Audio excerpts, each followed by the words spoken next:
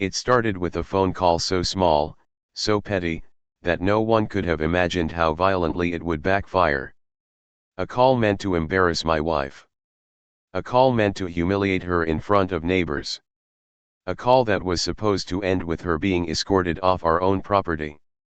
Instead, it triggered the fastest power reversal I have ever witnessed, one that would leave an HOA Karen shaking, silent, and surrounded by flashing lights she never expected to see. The woman who dialed 911 thought she was untouchable. She always did. In her mind, rules bent for her, authority bowed to her, and anyone who challenged her learned quickly why that was a mistake. She was loud, confident, and absolutely convinced that uniforms only showed up for people like her. What she didn't know, what she couldn't possibly imagine, was that the woman she was trying to throw out wasn't just another resident. She was the last person on earth you'd want to lie about on a recorded emergency line. My wife was standing calmly near the lake when the Karen approached, clipboard in hand, voice already raised before a single word was spoken. She accused my wife of trespassing, of violating HOA bylaws, of refusing to comply with direct orders. Neighbors watched from porches, phones halfway raised, sensing drama but not yet understanding the scale of what was about to unfold. My wife didn't argue. She didn't shout. She didn't even explain. She simply listened, nodded once, and said something that only made the Karen angrier. That's when the call happened. "I want her removed immediately," the Karen snapped into the phone, pacing like a prosecutor delivering a closing argument. "She's refusing to leave private HOA property and causing a disturbance." What she didn't realize was that every word was being recorded. Every exaggeration. Every lie. And somewhere, miles away, the dispatcher on the other end of the line had just frozen because the name being calmly given by my wife wasn't just familiar. It was powerful. By the time the Karen ended the call, she was smiling. She thought she'd won. She had no idea the state police were already moving. The Karen didn't wait. The moment she ended the call, she straightened her posture and looked around like a victor surveying conquered land. She told the neighbors help was on the way, said it loudly, proudly, making sure everyone heard who was really in charge. She even smirked at my wife, as if the next few minutes would be nothing more than a public lesson in obedience. My wife stayed where she was. That irritated the Karen more than shouting ever could. She stepped closer, invading personal space, repeating rules she barely understood but had memorized just enough to weaponize. She talked about fines. About removal. About how the police will handle this properly. Each sentence carried the confidence of someone who had never once been told no. Behind her, whispers started spreading. A few neighbors recognized my wife. Others sensed something was off. You don't usually see someone accused of trespassing stand that calmly. You don't see fearless stillness unless someone knows more than they're saying. The Karen didn't notice any of that. She kept talking. She kept digging. She bragged about how many times she'd called the police before. How officers always sided with her. How people like my wife learn their place eventually. She never once asked a question. Never once paused to consider why my wife wasn't reacting the way most people would when threatened with removal. Then my wife spoke again quietly. "Ma'am, are you sure you want this call to continue?" It wasn't a threat. It wasn't sarcastic. It was almost polite. That sentence should have stopped everything. Instead, the Karen laughed. She said my wife was stalling. Said officers were already en route. Said she'd personally make sure this incident went on record. She even gestured toward the road, pointing dramatically, as if squad cars would appear on command just to validate her authority. What she didn't see was the shift happening in real time. A neighbor's phone buzzed with an alert. Another looked down the street, confused by the distant sound of engines that didn't quite match a local patrol car. Even I felt it, that subtle pressure in the air when something official, something serious, is moving fast. The Karen was still talking. Still lecturing. Still convinced she controlled the outcome. She had no idea the dispatcher hadn't just sent a routine unit. She had no idea her call had been escalated. And she definitely had no idea that the next uniform stepping onto that road wouldn't be there for my wife. They'd be there because of her. The first vehicle that appeared wasn't what the Karen had imagined. It wasn't a small town cruiser rolling in slow with casual authority. It was dark, unmarked, and deliberate. It didn't park near the curb like a visitor. It stopped with purpose, angled slightly, blocking the entrance as if securing a perimeter. The Karen blinked. Her smile faltered just enough to notice. She muttered something about taking their time, still pretending control, but her voice lost a layer of confidence. She craned her neck, waiting for familiar uniforms, waiting for validation. Instead, another vehicle arrived. Then another. None of them bore the markings she expected. No casual wave. No relaxed posture. These officers stepped out alert, scanning, hands near their belts, eyes sharp. The neighbors fell silent. Phones went fully up now. The Karen turned to my wife, irritation creeping into her tone. She demanded identification again, louder this time, as if volume could reset reality. My wife calmly reached into her bag, not rushing, not hesitating, and handed over a wallet-sized credential to the nearest officer. Everything changed. The officer didn't glance and return it. He studied it. Straightened. Then did something that snapped the Karen's world in half. He stepped back. And nodded. Not to the Karen. To my wife. The shift was immediate. Conversations among the officers dropped to hushed tones. Radios crackled softly. One of them asked my wife a question, not accusatory, not procedural, but respectful. She answered briefly. Another officer moved away, speaking urgently into his radio, using phrases the Karen didn't recognize but instinctively feared. Her face drained. She stepped forward, confused now, angry again, demanding to know what was happening. She said she was the one who called. She said there must be a mistake. She said she was the HOA authority and demanded compliance. No one acknowledged her. For the first time, she was invisible. An officer finally turned toward her, but not with the expression she expected. His voice was calm, firm, and absolutely uninterested in her bluster. He asked her to step back. Asked for her identification. Asked her to confirm the statements she made during the 911 call. The Karen laughed nervously and said it was all obvious. Said they could hear it on the recording. Said she only wanted the trespasser removed. The officer's eyes didn't change.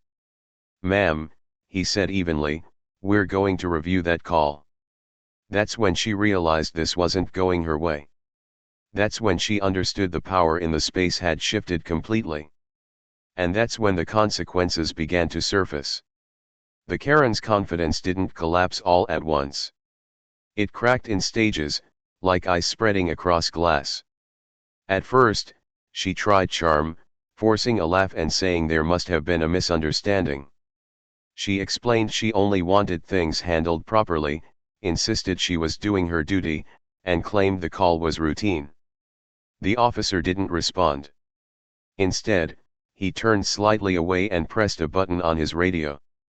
Moments later, a calm, unmistakable voice played through a portable speaker. It was the 911 call.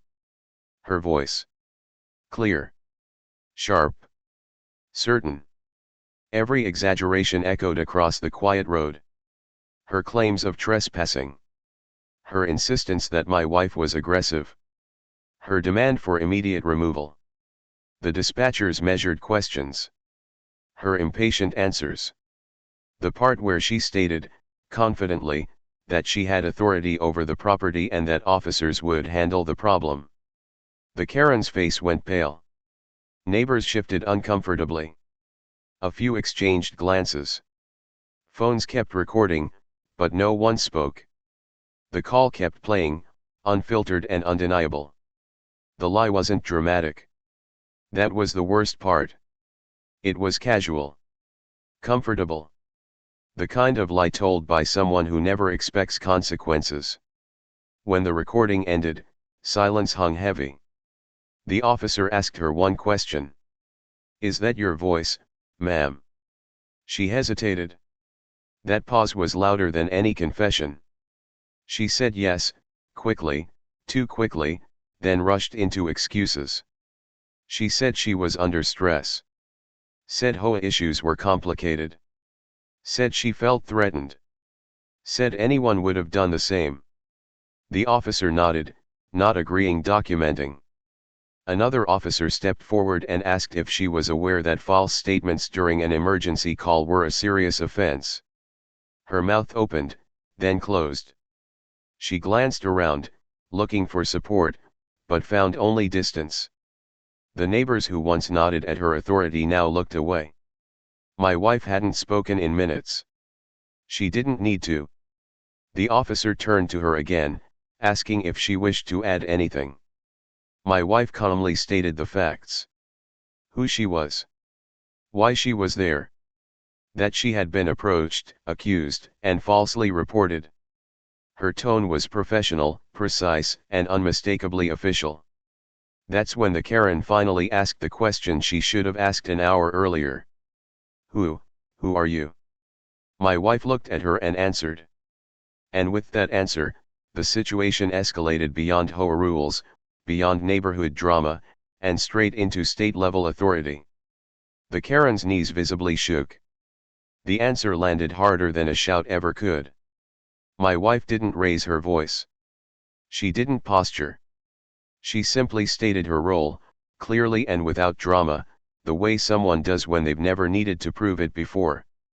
The effect was immediate. The air shifted, not with noise, but with weight. The Karen blinked twice. Then she laughed. It was short, brittle, and desperate. The kind of laugh people make when reality doesn't match the story they've rehearsed in their head. She said it wasn't possible. Said my wife was exaggerating. Said anyone could claim anything. She looked around, expecting anyone to back her up. No one did. An officer stepped forward and confirmed it. Not loudly. Not proudly. Simply as a matter of fact. He addressed my wife by title this time. The Karen's shoulders stiffened at the sound of it. She tried to interrupt, but another officer gently raised a hand, signaling for her to wait. She didn't wait well. She started talking fast, stacking words on top of each other, insisting she hadn't known, that she wouldn't have called if she had, that this was all being blown out of proportion. She said she felt tricked. Embarrassed. Targeted. The irony was so thick it was almost painful. The officer reminded her that authority doesn't excuse false reports. That ignorance doesn't erase recorded statements. That her position within an HOA didn't grant immunity from the law. Each sentence stripped away another layer of control she thought she possessed. My wife was asked, once more, how she wished to proceed. That was the moment the Karen truly panicked. She apologized directly to my wife for the first time, her voice suddenly small, suddenly unsure. She said she'd made a mistake. Said she just wanted to keep order. Said things had gone too far. Tears gathered at the edges of her eyes, not from remorse, but from fear. Fear of consequences. Fear of records. Fear of what would happen next. The officer informed her that the incident would be formally documented. That the recording would be reviewed.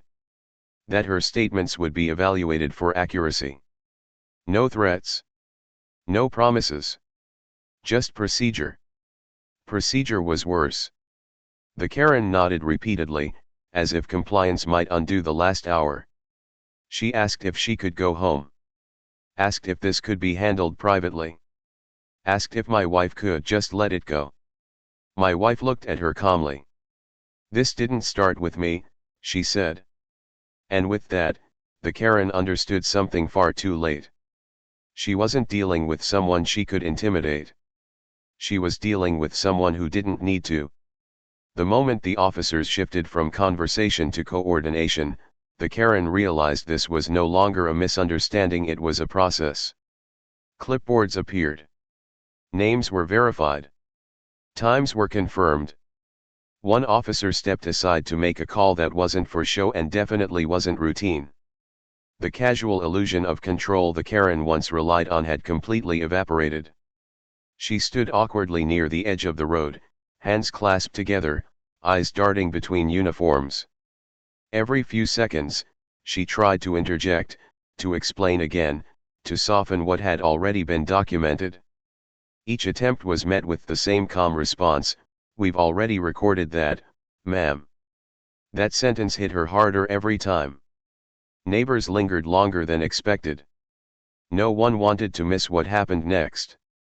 Some had dealt with her fines. Others remembered her warnings. All of them recognized the reversal unfolding in real time. The Karen noticed too. She tried to salvage dignity by straightening her posture, lifting her chin, pretending she still belonged in the center of attention. She didn't. An officer approached her with a measured tone and asked if she understood the seriousness of misusing emergency services. She nodded quickly, said yes, said of course, said she'd never do it again. Her voice cracked, just slightly. She was no longer angry. She was bargaining. My wife remained composed throughout, answering only when addressed. She corrected one detail from the call recording, not emotionally, but accurately. That correction mattered. The officer thanked her and made a note. The Karen flinched at the sound of the pen. She asked again if she could leave. Not yet. The officers explained that a formal report would be filed, including the recording, witness presence, and verification of my wife's credentials. This wasn't a neighborhood issue anymore. It had crossed into jurisdiction she didn't understand and couldn't navigate. The Karen asked what that meant for her. The officer didn't speculate. He simply said the report would go where it needed to go. That uncertainty terrified her more than any accusation. She whispered an apology to a neighbor. It went unanswered. She wiped her eyes and looked toward my wife again, this time with something close to resentment mixed with fear. Not because my wife had done anything wrong, but because power had revealed itself without asking permission. The vehicles remained parked. The radios stayed active. And the Karen finally understood a brutal truth. You don't get to choose when accountability arrives. You only choose how prepared you are when it does. She wasn't prepared at all. By the time the officers finished gathering statements, the scene had changed in a way the Karen could never undo. The road felt smaller, tighter, as if every watching eye carried weight. Neighbors who once avoided conflict now stood openly, no longer pretending not to notice. The authority the Karen had cultivated for years dissolved quietly, replaced by something far worse: public awareness. She felt it. Every glance stung. Every whisper cut deeper than shouting ever could. People remembered the fines. The warnings taped to doors. The emails sent late at night in bold red text. And now they were watching the source of it all stand powerless, waiting for permission she no longer controlled. One neighbor stepped forward when an officer asked if anyone else had information. He spoke carefully, choosing facts over emotion. He mentioned previous confrontations. Patterns. How the Karen often threatened police involvement to force compliance. Another neighbor added a small detail. Then another. Not accusations, observations. The Karen's head snapped up. She protested, saying this wasn't fair, that people were exaggerating. But the officer reminded her these were voluntary statements.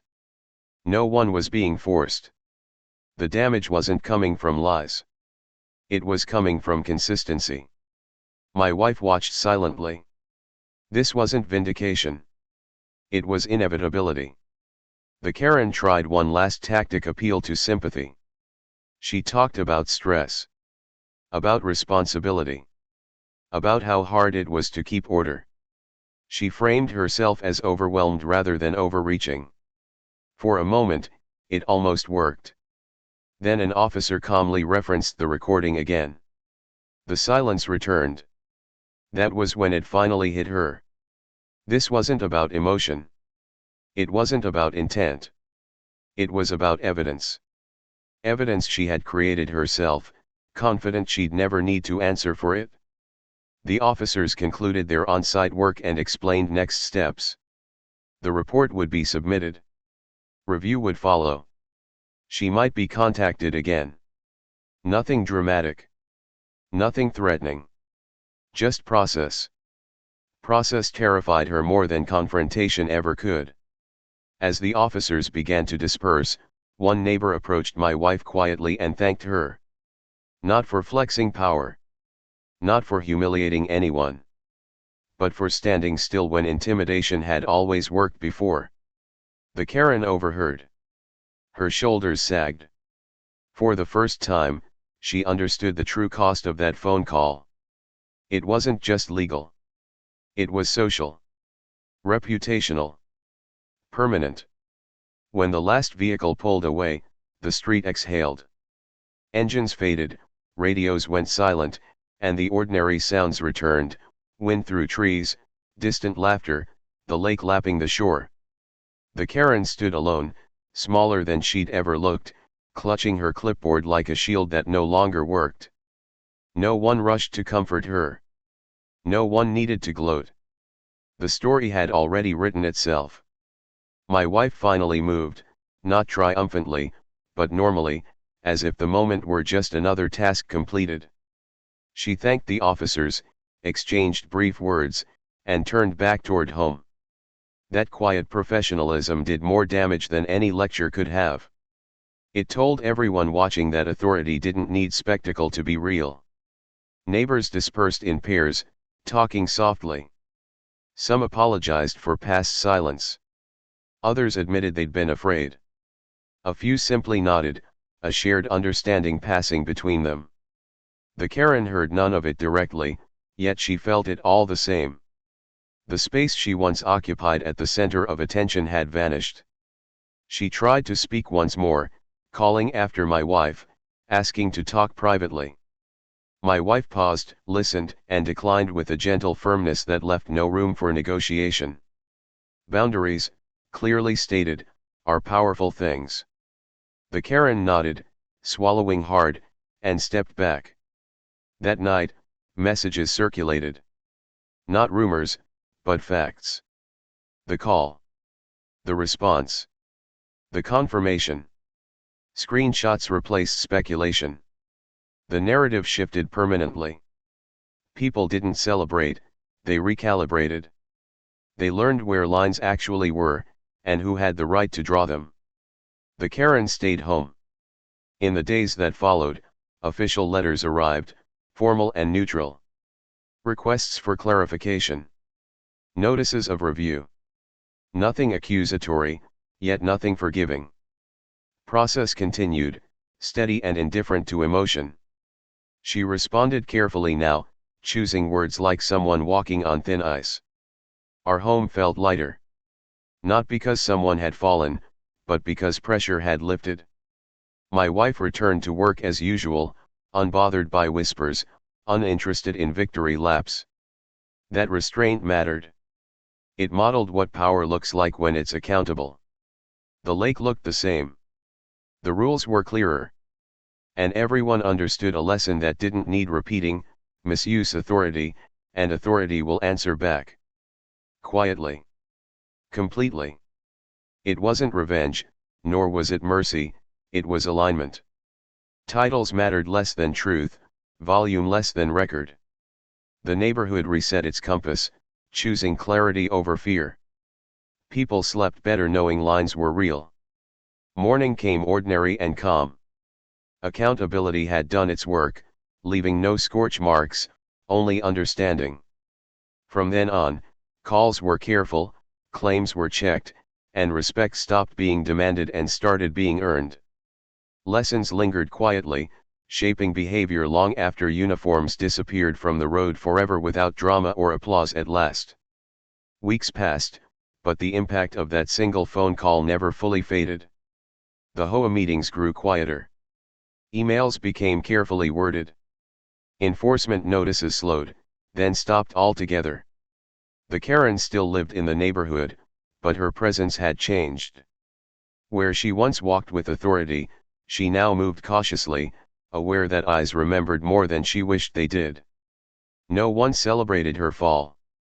That was the most powerful part. There were no victory speeches, no gossip-filled gatherings, no dramatic confrontations. People simply adjusted. They stopped tolerating intimidation. They started asking questions. And when rules were referenced, they were applied evenly, without threats or volume. The culture shifted, not because someone seized control, but because fear lost its grip. My wife never mentioned the incident again unless asked directly. When she explained it plainly, the call was reviewed, the facts were documented, and procedure followed its course. Nothing more. Nothing less. That restraint cemented the lesson better than outrage ever could. The Karen attempted apologies later, quiet ones, awkward ones, usually framed as misunderstandings. Some were accepted politely. Others were met with distance. Accountability doesn't guarantee forgiveness. It only opens the door for it. What stayed with everyone wasn't the flashing lights or the uniforms. It was the realization that power reveals character when challenged. The Karen believed authority came from position. My wife demonstrated it came from responsibility. One relied on intimidation. The other relied on record. The difference mattered. Neighbors grew bolder in small ways. They attended meetings. They asked for explanations. They documented interactions. Not out of revenge, but out of awareness. They had seen what happens when truth meets process, and they trusted it more than fear. As for us, life returned to normal. Mornings by the lake. Evenings without tension. A neighborhood that felt shared again, not managed. The call that was meant to remove my wife had instead removed something far more corrosive: unchecked arrogance. That's the irony of false authority. It collapses the moment it's tested against reality. The Karen never dialed 911 again. Not because she was afraid of police, but because she finally understood what a recorded line truly represents. It isn't a weapon. It's a mirror. And sometimes, when you speak into it too confidently, it shows the world exactly who you are. That lesson outlived the call. It outlived the embarrassment. And it ensured something quietly powerful: this time, and every time after, the rules belong to everyone.